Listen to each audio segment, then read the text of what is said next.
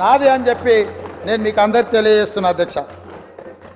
అదేవిధంగా అధ్యక్ష, పదే పదే మనోళ్ళు కాళోజీ కవిత్వం గురించి, కాళోజీ గొప్పతనం గురించి చెప్తున్నారు అధ్యక్ష. వారు పల్లా రాజేశ్వర రెడ్డి గారు వరంగల్, నల్గొండ, ఖమ్మం 3 ప్రాంతాల నుంచి శాసనమండలి సభ్యుడిగా 2 సార్లు ఎన్నికైనరు నాకు తెలిసినంత వరకు. వారు ఆ ప్రాంతం వారికి తెలుసు, వారి సొంత ప్రాంతం వరంగలే అనుకుంటున్నా.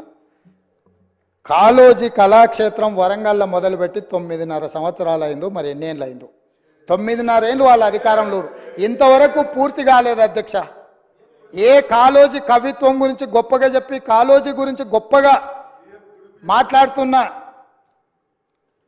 వాళ్ళు ఈ ప్రస్తావన తెచ్చిన పల్లా రాజేశ్వర రెడ్డి గారు, నేను మీకు గుర్తు చేయదలుచుకున్న కాళోజీ కళాక్షేత్రం వరంగల్లో మొదలుపెట్టింది ఎప్పుడు, ఈ రోజుకు అక్కడ మొండి గోడలతో నిలబడ్డది.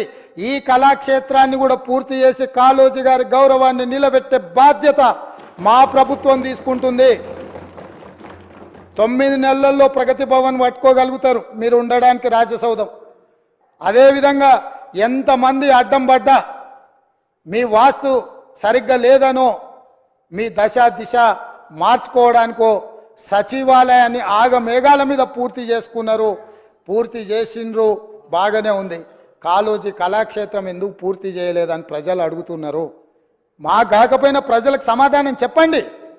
ఇది తెలంగాణ సంపద కాదా కాళోజీ కళాక్షేత్రము? ఈ తెలంగాణ ప్రజల ఆత్మగౌరవం కాదా?